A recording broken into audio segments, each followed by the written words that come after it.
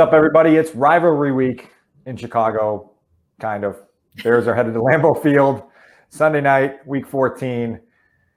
Double-digit underdogs, Dionne. That's Dionne Miller, MD, and Wiederer, a lot ahead of the Bears as they try to navigate the final 5 games of their season with a major test coming Sunday in Green Bay. We're not going to talk all about that this week for obvious reasons, but just give me your initial take on what awaits up north of the border. It is more intriguing that Justin Fields is back to start behind center. 100%.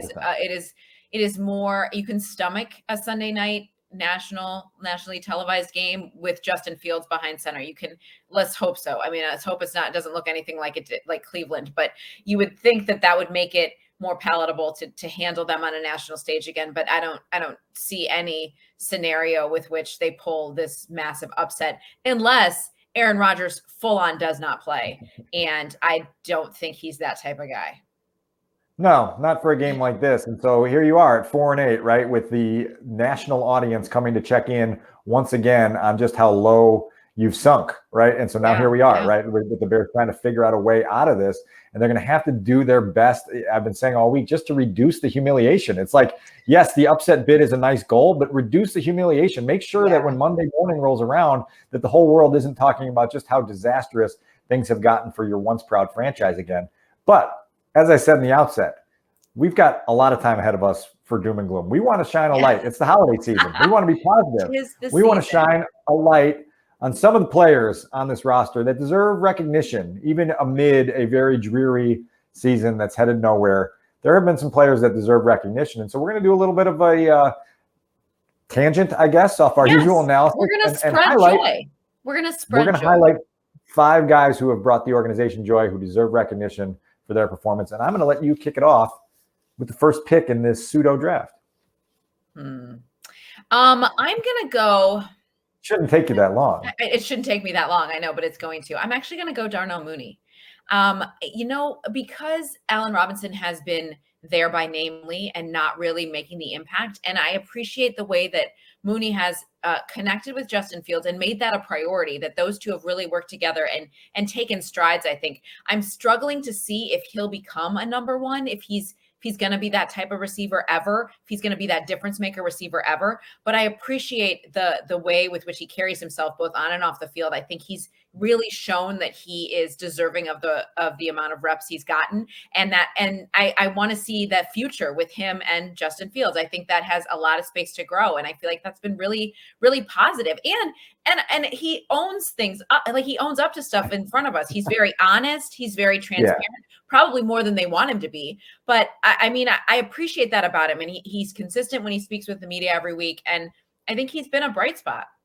Darnell is on my list. If we were playing Family Feud and we said survey says, Darnell Mooney comes up on the board there. And there's a lot of reasons. He was the 24th receiver taken in the 2020 draft. And he's playing well above that, right? A 5th round pick who is getting the most out of himself every single day. Didn't have his best performance against the Cardinals this past weekend, but that was after 2 100-yard performances. And right now, Darnell Mooney has a 721 receiving yards for the season, which puts him in range of that milestone for receivers, right? That 1,000-yard milestone that is worth mentioning. I asked him about that this week, and he said, that's something that obviously as a receiver you have in the back of your head, but that's not how Darnell is wired. And so it's been really cool to get to know him over the last 2 years.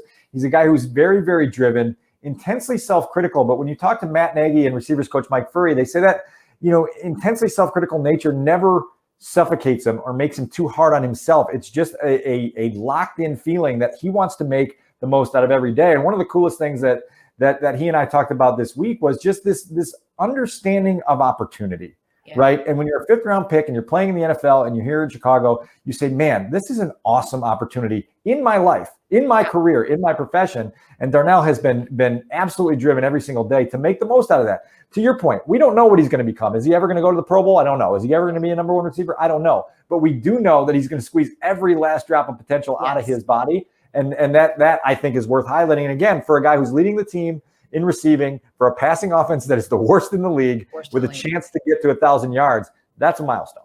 I agree. Totally agree. All right, your turn. All right. I'm going to go with November NFC Defensive Player of the Month, Robert Quinn. All right, we've got a guy here now who's 31 years old on his fourth team, coming off a 2020 that was, by all accounts, incredibly frustrating and disappointing. For Robert Quinn to rebound this year and to be that energy source for a defense that needs it has been truly impressive. This is a guy who's emptying the tank on every play of every series of every game. Dionne, he's up to 12 sacks now.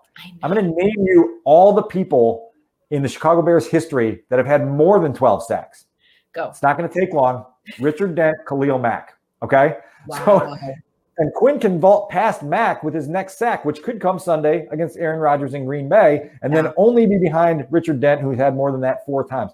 Richard Dent's franchise single season record, 17 and a half sacks. That's not out of reach at this point for Robert Quinn. Has a couple good games down the stretch. He can get there. And again, for a guy who went through so much in 2020 and had been written off by so many people, including myself, I'll own up to it. I said Robert Quinn was a wasted signing, and that what they got out in 2020 was not, ideal for what they invested. And here he has come back and regrouped, got himself in a better mindset, and really produced.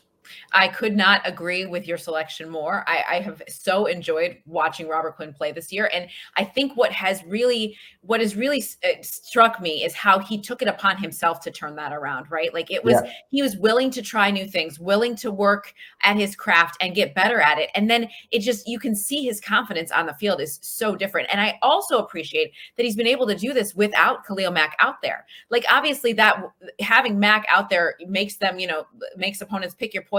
But when they were focusing on Mack, he still wasn't able to do anything last year. Now he is. And the other part of it is the psychology of coming to a team during a pandemic. I don't know that we can fully grasp, because we were all going through it at the same time, just how much that impacted him. But I think his honesty about that, he's like, look, I met everybody like this. Like, I didn't know who people were. I didn't look at my teammates as family members. I hardly knew them. And so trying to find his groove in that was, I think, part of the reason that last year was a disaster. He even says, though, he's like, no, I know I didn't perform well. And now let's see if I can make it consistent. So far he has, though, Dan. I mean, you read those stats. This has not been like a flash in the pan. He had a great November. Those were only 3 games that he stood out. Like, he's been making his way into the box score every single week. And it's been impressive and fun to watch. I think he's really become a leader that guys are feeding off of his energy, which he's very unassuming. He doesn't want the spotlight, but he deserves it.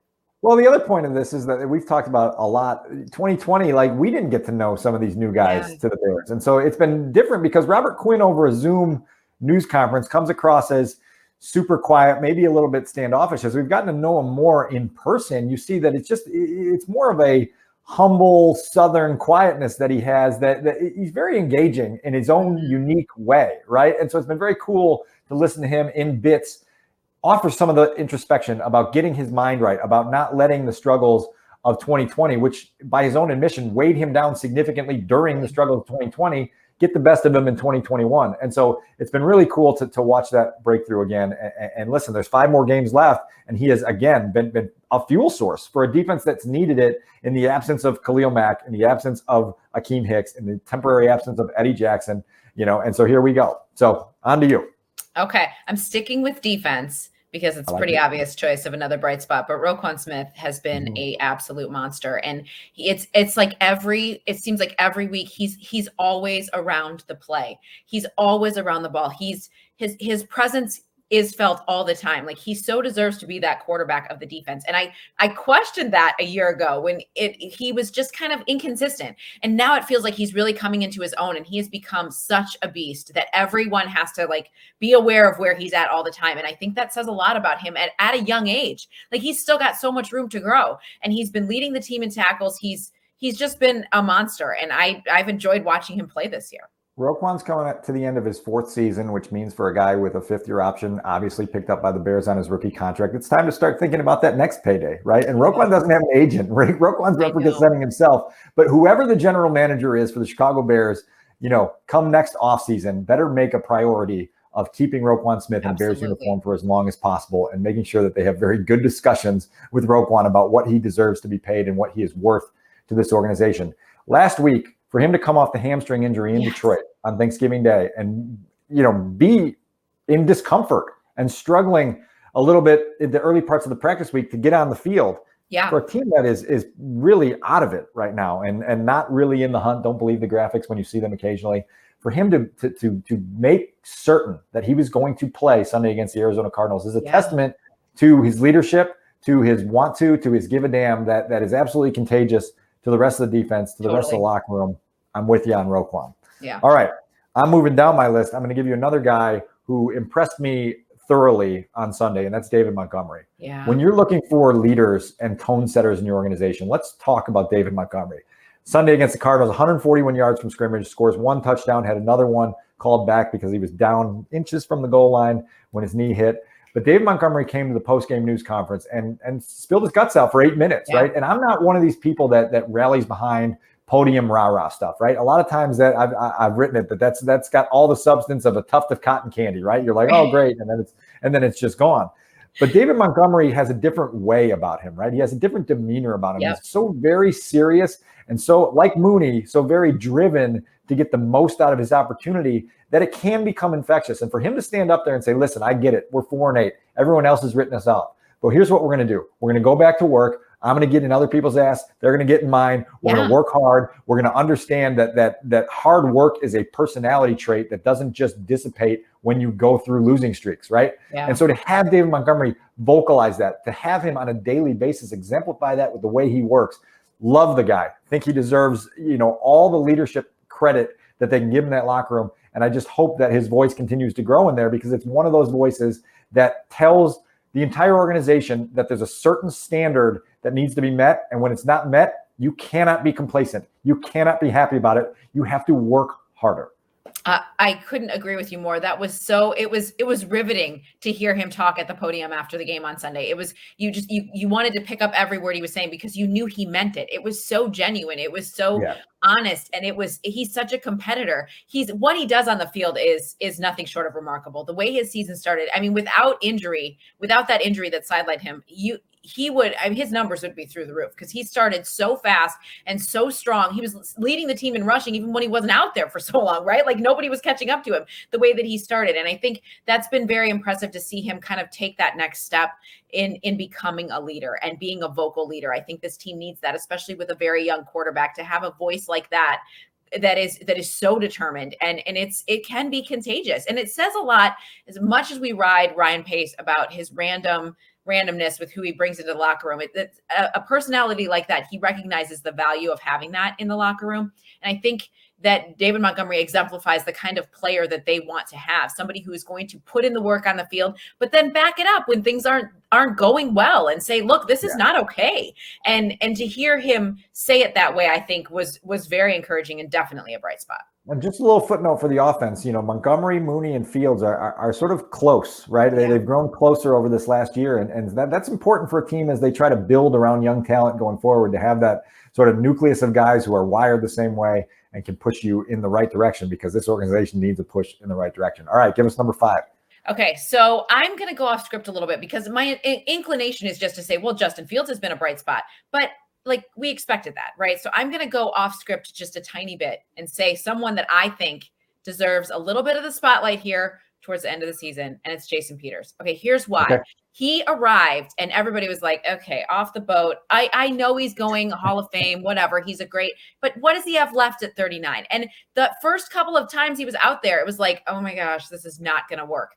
And now we haven't heard his name in weeks involved with something that was going wrong, right? Like he's really kind of developed his skills back to be in that position again at left tackle. That's that important position. And he's done well with it. And at 39 years old, almost 40, someone our age, I appreciate that. I think that's something worth highlighting. And the way that he's been there for Tevin Jenkins, I wish that we could say that Tevin Jenkins has been a bright spot. And I know that he didn't get drafted to learn from Jason Peters, but I think that having them in the same room together is super valuable. But to see JP doing the stuff that he is and making the impact that he is without, making mistakes or without looking his age, I think that's a bright spot. I just want to compliment you, Dionne Miller, for identifying someone in their 30s as our age. Thank you for doing that. He's almost 40. Okay. Yeah, me too. I'm almost 40 also. So thanks for doing that. Same. Jason Peters was on my honorable mention list along with Jimmy Graham as guys who are, graybeards, right? Long in the tooth veterans who are doing their part as mentors, who are doing their, pay it forward mission to younger players to try to help them the way they were helped when they were younger players. And so both those guys are on my honorable mention list. I want to go with my last pick to Jaylon Johnson, because one thing that's been really impressive to me in this season has been the way that Jaylon Johnson approaches every single day. The kid is confident.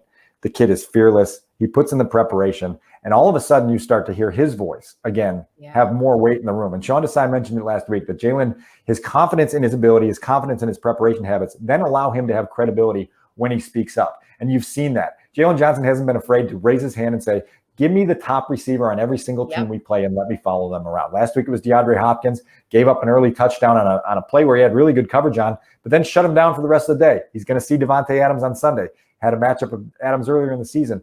Jaylon Johnson he's just fearless, and I love listening to him talk. He said last week, it was really funny because for everybody else in the world, week 12, that stretch between the Ravens game and the Lions game was turbulent, right? It was commotion. It was chaos. It was all those things. And he just kind of laughed last week and said, that week didn't faze me at all. It was just a week. All that other stuff is noise. And I truly believe that he has that mindset of just being super steady through chaos, through challenge, through demanding things, and just to see him sort of grow. Listen, I had a source tell me that if the Bears could ever get an offense that could get them leads and then get them double-digit leads and then allow their defense to attack opposing offenses, you'd start to see production go up all over on the defense side of the ball. That would include Jaylon Johnson, because teams would have to throw at him more. Right now, they're going away from him significantly. And then when you have to throw at him, now he's going to be able to make some more game-changing plays for you. But again, another guy, young playmaker who has a chance to really mean something to the future of this organization. And right now, December 9th, 2021, a lot of Chicago's eyes is on the future. No doubt. And I agree with you about Jaylon, because I appreciate someone who also consistently steps to the podium during a 4-win season and is thoughtfully answering our questions. I love when somebody says, how did such and such impact you? And he's like, how did it impact me? And then he'll answer the question. Like he's not just saying coach speak. He's not just saying the cliche answers. He's legit thinking it through. And I appreciate that about him, because it reflects, it reflects how he prepares for a game, right? Like that's how he thinks about the game and how he can get better and how he can sharpen his craft. And he's done that. And you're right. If he is recognizing that quarterbacks are going away from him because they know that he's making an impact, I think that says a lot about how far he's grown and how far he's come.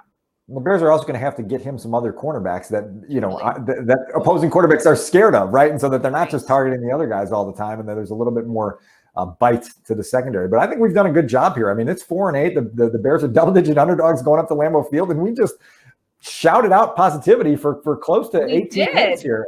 I mean, are you kidding me? So get out of our comments with all this. You guys are so negative. You're so doom and gloom. You're so dreary. We're not. We're just covering what's in front of us. And today we shine the light on the shining examples of players who are going to help get this thing turned around. Good for us. We are pleasant and accommodating. It's wonderful.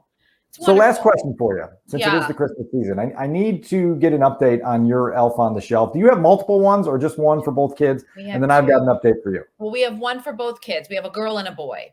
And I think I got caught last night. What happened? Last night. Well, I thought that my oldest was in bed. I mean, he's 11. You would think he already knows all this, but I thought he was in bed. So I grabbed them to, move them to their new location. And he walks into the living room as I walk into the living room, holding them both like this. And he walked in and he goes, "Hey, Mom." And then he backed out from around the corner and we have not spoken about it yet. So I don't know what to do. I don't know what to do. You don't speak about it. That's what you do. Right? You don't speak about it. So I have a similar episode from Tuesday. We had inadvertently, I won't name names. My wife had placed the elf on the shelf on the charging station that is in our playroom. Well, that's not a high traffic area, right? And so the middle of the day Tuesday, I inadvertently knocked the elf to the ground. His hat came off, right? It was like that hit that Justin Fields took in the preseason where his helmet was. His elf. So now he's on the ground and I'm scrambling because my daughter's home. She's 3 and I'm going to get the elf back up. I'm putting it. She comes into the playroom while I have the elf in my hands. And for those who don't know, you're not supposed to touch the elf or lose this magic. Abby's very aware of that. So I'm putting the hat on and she just looks at me, eyes, the size of hubcaps. And she says, "Dad, why are you touching him? And I said, he just fell and we got, I was just frozen. So then he fell again later. Oh my gosh. And so my son was home and he's like, what do we do? And we're like, we can't touch him. And then so my daughter starts speaking up. She's like, but dad was touching him earlier. And I just interrupted her going, I think it's time for dinner. Hey, don't we have to do homework? Somebody's got to, absolute chaos. The elf laid face down on the ground for the rest of the evening. We said, hopefully he finds the fortitude inside himself to rise up and get somewhere overnight. Sure enough, the next morning he was up on a shelf. God bless him for saving that. But boy, you can really step in it sometimes and it's hard to get out of. Oh yeah. You might have to craft a letter from your elf to explain some things. I've done that before. Yeah. I don't know. Had a little too much to drink, fell off the charging station, right? Sorry, kids. I'm sure I'll be fine. Here's the one thing. So I learned that if you straighten a paper clip and you stick it in the limbs, then you can pose them better, right? Okay. So I did this, but the paper clip ends are hanging out of their feet. And my daughter's like, why do they have metal feet? Like, that's just how they get through the snow and stuff when they're flying back and forth to the North Pole. Because I jammed office supplies into his limbs, sweetie. That's why he has metal feet. That's what we did. Wow. Oh my gosh, the things we do, we know that it will end eventually. Yeah. So I try to keep the magic going as long as possible. You have to. So let's keep the magic going. We have 5 more weeks in this Bears season, and somewhere in there. And we just look at what we did. Poof! We just made that whole Packers week thing disappear. I feel better. I feel like I've been to a therapy session here. So there we go. Encouraged. All right, watch the game Sunday. We'll be back next week with more fun analysis. All right, subscribe, and share. Thanks, guys.